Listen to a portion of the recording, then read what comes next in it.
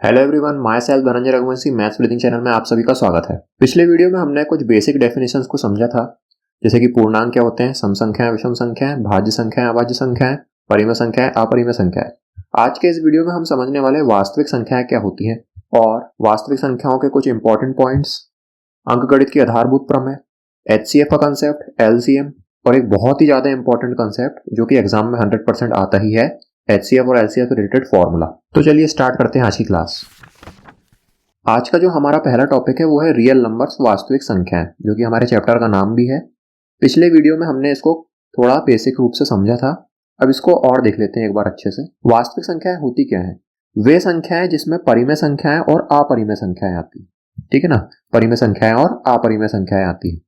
परिमेय संख्या यानी कि PYQ के रूप वाली जितनी भी संख्याएं हैं जहां पे Q is not equals to 0 होता है, ये सभी संख्याएं भी आएंगी वास्तविक संख्याओं में।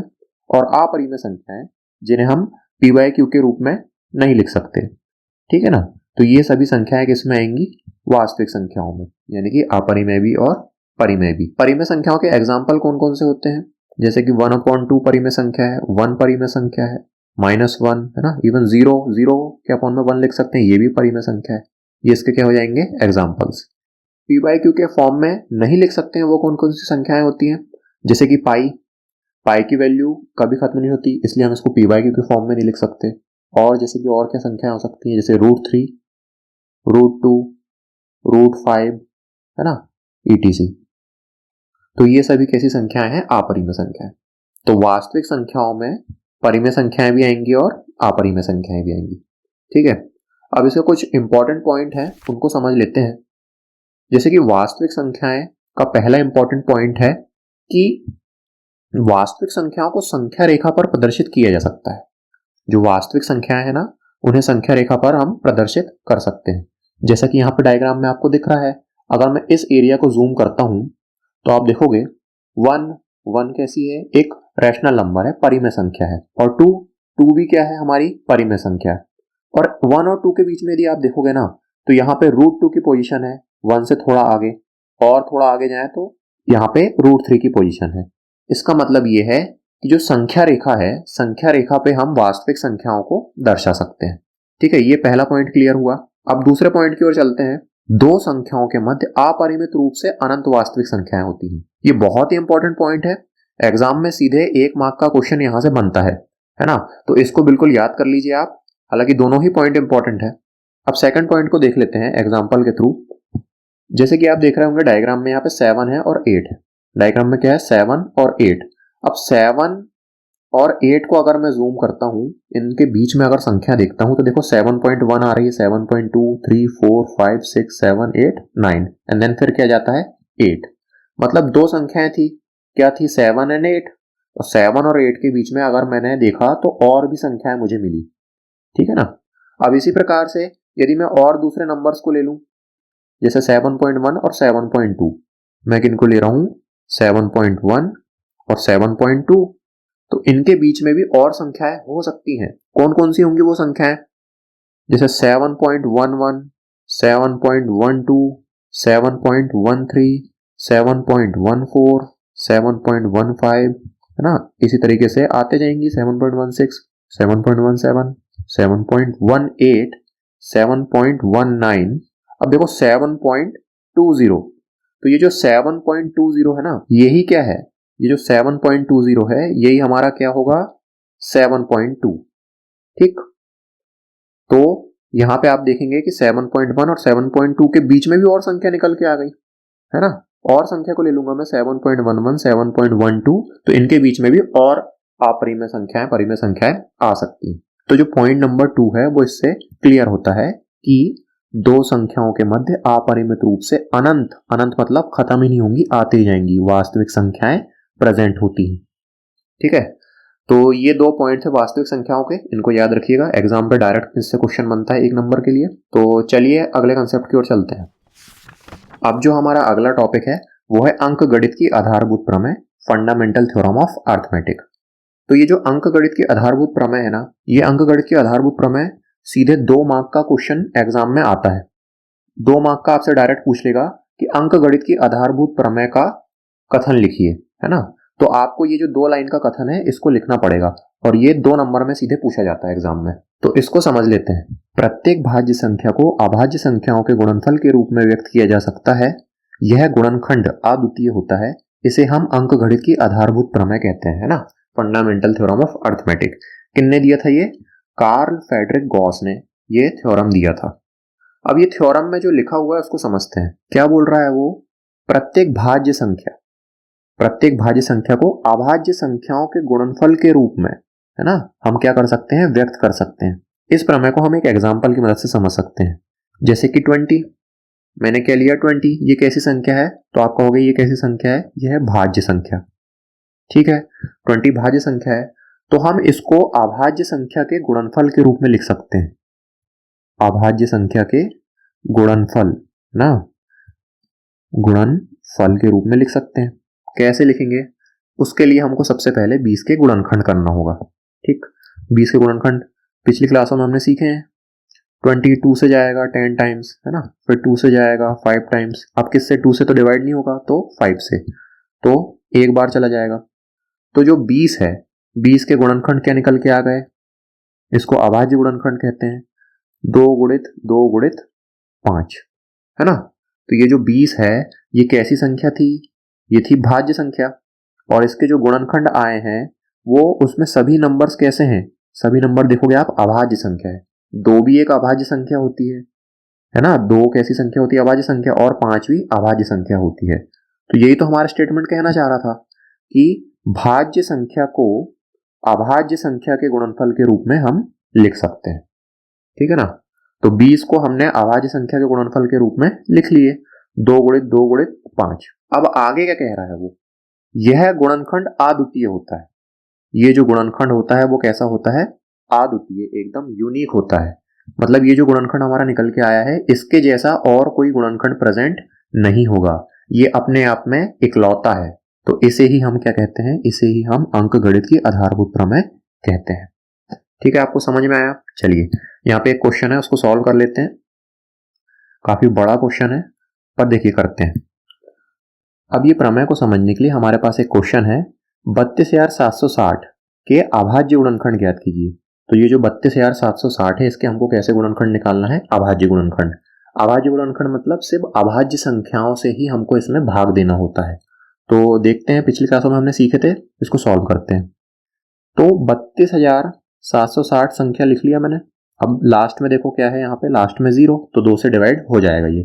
तो 2 एक कम 2, 2 एक 12, 2 3 6, 2 8 16, 0 का 0। ठीक, फिर लास्ट में 0 है, 2 से चला जाएगा, 2 8 16, 2 एक कम 2, है ना, 2 9 के 18, 0 का 0। अब फिर 0 आया, 2 से चला जाएगा, 2 4 8, भाग नहीं जाता, भाग नास्ते का 0, 2 9 के 18, है ना, 2 9 18, बचा 1, 2 5 10। तो ये 2 से चला गया। अब लेकिन लास्ट में क्या आ गया? 5। अब 5 आ गया है तो 2 से तो भाग जाएगा नहीं। अब 2 के बाद हम 3 से देते हैं, क्योंकि 3 अगली अभाज्य संख्या है। तो 3 से देखेंगे कि भाग जा रहा है कि नहीं। तो सभी संख्या को ऐड कर लो, 4 प्लस 0 प्लस 9 प्लस 5, इन सभी को ऐड कर लो। तो कितना हो जाएगा ये? 9 और 4 13, और 13 और 5 18, है ना। अब इसको और जोड़ेंगे तो 1 प्लस 8, तो क्या आ गया? 9। तो ये जो 9 है 3 के टेबल में आता है, तो 3 से यहाँ पे हम डिवाइड कर सकते हैं। ठीक, तो ये 3 का विभाजिता का नियम है। 3 एक कम 3, ठीक, 1 बचा। अब क्या हो गया? ये 10, 3 तिया 9, बचा 1, 3 6 18, 1 बचा, 3 5 15। फिर लास्ट में 5 है। अब देखो 3 से जा रहा नहीं, सबको जोड़ो, 1 धन 3 धन 6 धन 5, सभी को जोड़ेंगे तो कितना आएगा? 15। 15 को जोड़ोगे तो कितना आ जाएगा? 6। यानी कि 6 भी 3 के पहाड़े मारा, तो 3 से फिर भाग चला जाएगा। तो 3 से भाग देंगे, 3 4 12, 3 5 15, 3 5 15। अब अगली संख्या क्या आ गई? 455। तो 455 में अब भाग देके देखते हैं 3 से जा रहा है या नहीं जा रहा है। तो 4 धन 5 धन 5, कितना आ रहा है? 14। तो 14 यानी कि 5। तो 5 तो 3 के टेबल में नहीं आता है, तो ये 3 से नहीं जाएगा। ठीक, अब अगली संख्या 3 के बाद क्या है हमारी? 5। तो 5 जो संख्या है उसका नियम बहुत सिंपल है, लास्ट में हमको क्या दिखना चाहिए? 5। तो 5 से चला जाएगा, 5 9 के 45, 5 एक कम 5। ठीक है, अब ये 91 को ऊपर लिख लेता हूं, जगह कम बची है। 91 अब 91 देखो 5 से तो जाएगा नहीं, है ना, तो 5 के बाद क्या आता है 7, 7 से डिवाइड करते हैं तो 7 एक कम 7 और 7 दिया 21, ठीक है। इसके बाद अब 13, 13 तो अभाज्य संख्या है तो सिर्फ 13 के पहाड़े में, खुद के पहाड़े में आएगी, 13 एक कम 13, तो ये हमने डिवाइड कर लिए 32,760 को, तो इसके गुणनखंड निकल के आ गए। अब इन गुणनखंडों को लिख लेते हैं।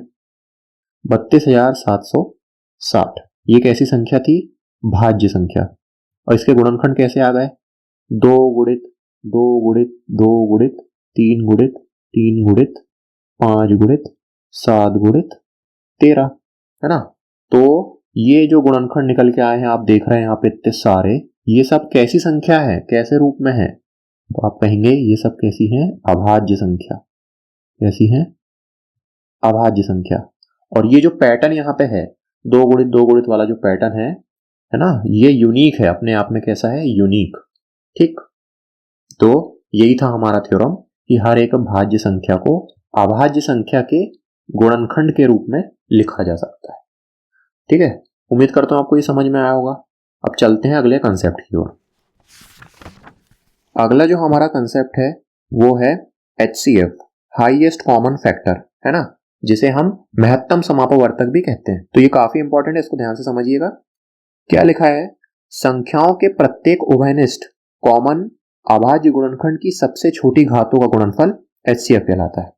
तो ये जो HCF है इसमें जो भी अभाज्य गुणनखंड है, अभाज्य गुणनखंड की जो सबसे छोटी घातें हैं उसका जो गुणनफल है वो HCF होगा। इसको एग्जाम्पल की मदद से समझते हैं। देखिए, जैसे मैं यहाँ पे एक क्वेश्चन लेता हूं, 20 और 25 का HCF ज्ञात कीजिए। इसका क्या निकालना है हमको, HCF, ठीक। HCF निकालने के लिए सबसे पहला हमारा रूल है, सबसे पहला काम हमको क्या करना है, अभाज्य गुणनखंड, जो भी संख्याएं दी हुई है उसके हम क्या करेंगे, सबसे पहले अभाज्य गुणनखंड, ठीक है ना। तो जो हमारी संख्याएं हैं इनके क्या निकालना है हमको, अभाज्य गुणनखंड, 20 के अभाज्य गुणनखंड और 25 के अभाज्य गुणनखंड। तो 20 का अभाज्य गुणनखंड क्या निकलेगा, देखो फट से, 20 2 से जाएगा 10 बार, फिर 2 से जाएगा 5 बार, फिर 5 से जाएगा 1 बार। इसी तरीके से 25 के निकालेंगे तो 25 का क्या होगा, 5 से जाएगा 5 बार और 5 से जाएगा 1 बार, ठीक। तो ये गुणनखंड लिख लो, 2 गुणित 2 गुणित 5 और 25 के क्या है, 5 गुणित 5। तो ये क्या निकल गया, इनके अभाज्य गुणनखंड। तो हमारा पहला काम यहाँ पे होता है कंप्लीट, कि हमने क्या निकाल लिया, अभाज्य गुणनखंड। अब इसके बाद दूसरा जो इसका काम है हमको करना है HCF निकालने के लिए, दोनों में जो कॉमन है उसको निकाल लो। दोनों के जो अभाज्य गुणनखंड है, दोनों के जो ये जो अभाज्य गुणनखंड निकाल के आए हैं, इसमें जो कॉमन दिख रहा है आपको उसको हमको नीचे लिखना है, वही इसका क्या होगा, HCF होगा। तो आप बताइए इसमें क्या क्या कॉमन दिख रहा है, 2, तो 25 में तो 2 प्रेजेंट नहीं है ना, 5 दिख रहा है मेरे को और यहाँ पे भी 5 दिख रहा है, मतलब कि ये जो निकला यहाँ से हमारा ये कॉमन आ गया। तो जो हमारा HCF होगा वो क्या हो जाएगा, इसका HCF 5 हो जाएगा। तो इसका दूसरा पॉइंट है कॉमन निकालते हैं, है ना, कॉमन गुणनखंड निकालते हैं, है ना, या निकालना, ये दो चीज आप याद रखेंगे तो आप HCF आसानी से निकाल सकते हैं। अब इसी प्रकार से और दूसरा क्वेश्चन ले लेते हैं। जैसे कि मैं यहाँ पे एक क्वेश्चन ले लेता हूं, जैसे कि क्वेश्चन क्या है, 18 व 12 का HCF ज्ञात कीजिए, है ना। इसका क्या निकालना है हमको, HCF। तो वही हमको जैसे हमने अब समझे थे, पहला पॉइंट क्या है, अभाज्य गुणनखंड। तो हमको क्या करना होगा, 18 के अभाज्य गुणनखंड निकालना होगा और 12 के अभाज्य गुणनखंड निकालना होगा। तो निकालते हैं रफ में। तो 18 के अभाज्य गुणनखंड 2 से जाएगा, 2 × 9 18, फिर 3 से जाएगा, फिर 3 बार जाएगा, 3 × 1 कम 3। तो 18 के आ गए 2 गुणित 3 गुणित 3। इसी प्रकार से अब किसके निकालना है हमको, 18 के बाद 12, 12 के गुणनखंड 2 से जाएगा, 2 × 12, है ना, फिर 2 से जाएगा, 2 × 3 6, फिर 3 से जाएगा, 3 × 1 कम 3। तो 12 के गुणनखंड क्या आ गए, 2 गुणित 2 गुणित 3, ठीक है। तो हमारा पहला काम कंप्लीट होता है जिसमें हमने क्या निकाल लिया, अभाज्य गुणनखंड। दूसरा पॉइंट क्या है हमारा, कॉमन गुणनखंड निकालना, ठीक। तो देखो भाई यहाँ पे कॉमन क्या क्या दिख रहा है मेरे को। अब मैं यहाँ देखूंगा, यहाँ पे 2 है, इधर पे भी 2 है, तो ये कॉमन आ गया। अब यहाँ पे 3 है, यहाँ पे भी 3 है, ये कॉमन आ जाएगा और कुछ कॉमन हमको नहीं दिख रहा है। तो जो हमारा HCF होगा, है ना, 18 और 12 का जो HCF है वो क्या हो जाएगा, क्या क्या कॉमन निकला, यहाँ से 2, यहाँ से 2, तो इसको लिख लेंगे 2 इंटू, गुणा लगा है ना बीच में तो गुणा लगाएंगे, फिर यहाँ से 3 और इधर से 3, इसको लिख लो। ठीक, तो इन दोनों का गुणा करेंगे तो 3 दूनी 6, तो 12 और 18 का HCF क्या निकल के आ गया हमारा 6। तो ये था हमारा HCF निकालने का तरीका। अब हम समझते हैं LCM कैसे ज्ञात कर सकते हैं। तो जो हमारा अगला टॉपिक है वो है LCM, लोएस्ट कॉमन मल्टीपल, है ना।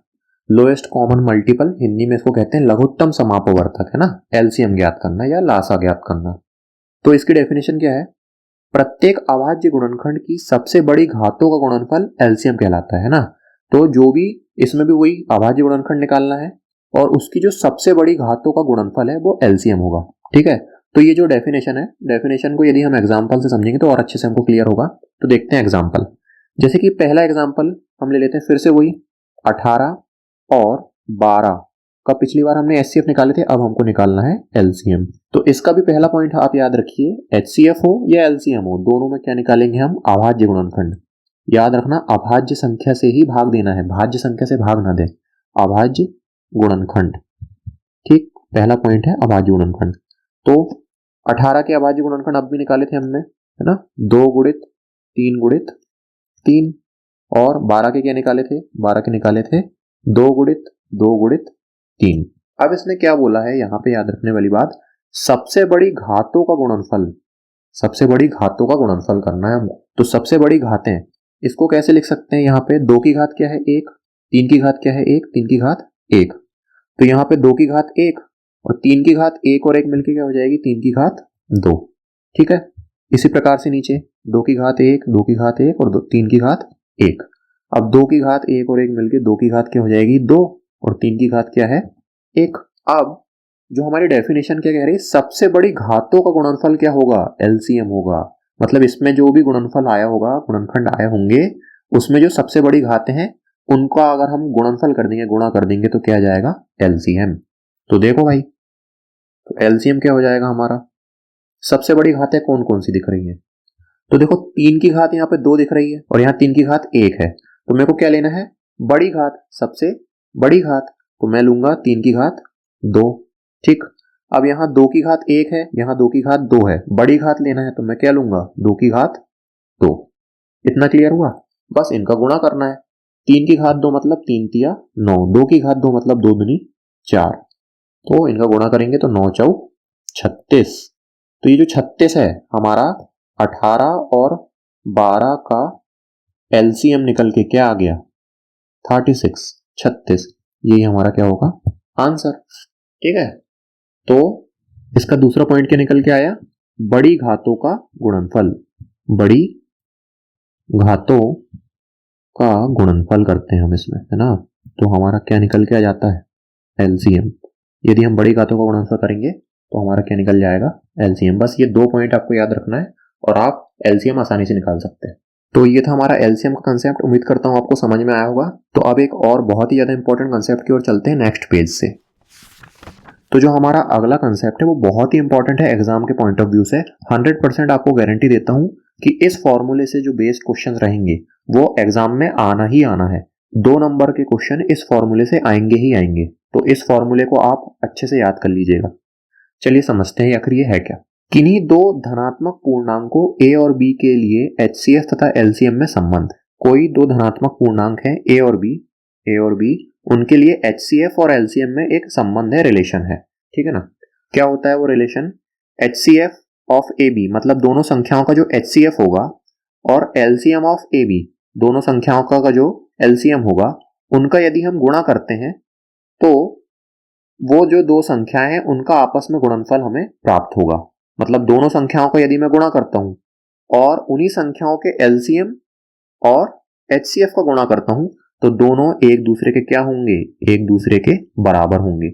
ठीक है, यानी कि HCF निकाल रहा हूं मैं किसी संख्या का और क्या निकाल रहा हूं, LCM निकाल रहा हूं। ठीक है ना, एक संख्या है A और एक है B, तो मैं दोनों संख्याओं का यदि गुणा करता हूं और LCM और HCF का भी गुणा करता हूं तो ये दोनों आपस में कैसे होंगे, बराबर होंगे।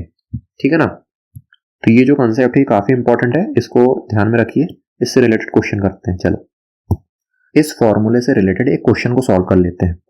क्वेश्चन क्या कह रहा है हमारा, 18 व 12 का HCF हमको दिया हुआ है। HCF कितना दिया है, 6, और हमको बोल रहा है LCM ज्ञात कीजिए। LCM हमको नहीं पता है, ज्ञात कीजिए बोल रहा है। ठीक है ना। तो इसको सॉल्व करके देखते हैं कैसे करेंगे। तो क्या क्या संख्या दी है, पहली संख्या A की वैल्यू हमको क्या दी है 18, B की वैल्यू क्या दी है 12, है ना। संख्याएं दी हुई है A और B हमने लिख लिए। और क्या दिया है, HCF दिया है। HCF दिया हुआ है हमको 6। क्या निकालना है, LCM फाइंड आउट करना है ना। तो इस फॉर्मूले से इसको आसानी से कर सकते हैं। तो देखिए सूत्र लिख देते हैं यहाँ पे। सूत्र क्या है, सूत्र क्या है हमारा, A into B is equals to HCF into LCM, है ना। तो ये HCF और LCM का गुणा करेंगे तो संख्या का गुणनफल भी आएगा। तो बस फॉर्मूले में हमको वैल्यू पुट करना है और हमारा आंसर निकल के जाएगा। A की जगह पे क्या रखना है, A की जगह पे रखेंगे हम 18, B की जगह पे क्या है 12, है ना। HCF कितना दिया हुआ है 6 और LCM हमको नहीं पता, तो LCM लिख दिए।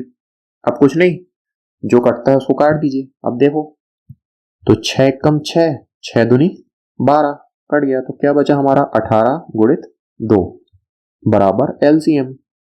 तो आप देखोगे 18 दूनी क्या होता है 36, 36 क्या निकल के आ गया हमारा LCM। ठीक है ना। तो यही हमारा क्या होगा आंसर। तो हमने इस फॉर्मूले की मदद से जो हमको फाइंड आउट करना था LCM वो निकाल लिए, जो कि निकल के हमारा 36 आया है कि नहीं। पिछले क्वेश्चन में हमने इसको सॉल्व किया था, तो आप देखेंगे LCM हमारा 36 है, मतलब कि ये करेक्ट है। तो बस आपको ये फॉर्मूला याद रखना है, इससे डायरेक्ट एक क्वेश्चन 2 नंबर का एग्जाम में आता है। ठीक है। इससे रिलेटेड क्वेश्चन हम आगे के वीडियोज में करेंगे, तो ये फॉर्मूला आपको और अच्छे से क्लियर हो जाएगा और याद भी हो जाएगा क्वेश्चन को सॉल्व करते करते।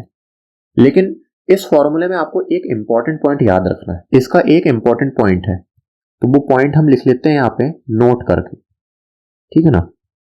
नोट करके क्या लिखेंगे, यह सूत्र जो है, यह सूत्र दो संख्याओं के, यह सूत्र दो संख्याओं के HCF और LCM पे लागू होगा। दो संख्याओं के HCF व LCM पर लागू होगा, 3 में नहीं या 4 में नहीं, 3 4 अन्य में नहीं होगा, सिर्फ दो संख्या पर ही लागू होगा। ठीक है ना। वही यहां पे नीचे लिखा हुआ है, आप देखेंगे कि HCF ABC 3 संख्या आ गई, LCM ABC 3 संख्या हो गई, है ना। A into B into C is not equal, है ना। तो ये बराबर नहीं होगा, 3 संख्याओं पर ये लागू नहीं होगा। सिर्फ कब लागू होगा, जब HCF ऑफ AB, सिर्फ यहाँ पे कितनी संख्या का HCF हो, 2 संख्या का, और LCM ऑफ AB, है ना, तभी ये A इंटू बी इसके इक्वल होगा। ये नोट आप याद रखिएगा, 2 संख्याओं के गुणनफल पर ही ये लागू होगा, 3 संख्याओं पर ये लागू नहीं होगा, और ऐसे ही 4 संख्याओं पर भी ये सूत्र लागू नहीं होगा। उम्मीद करता हूं ये कंसेप्ट आपको समझ में आया होगा। अगले आने वाले वीडियो में हम इससे रिलेटेड काफी इंपॉर्टेंट एग्जाम्पल, जो कि हमारे उदाहरण 1, 2, 3 और 4 है, इनको सॉल्व करेंगे।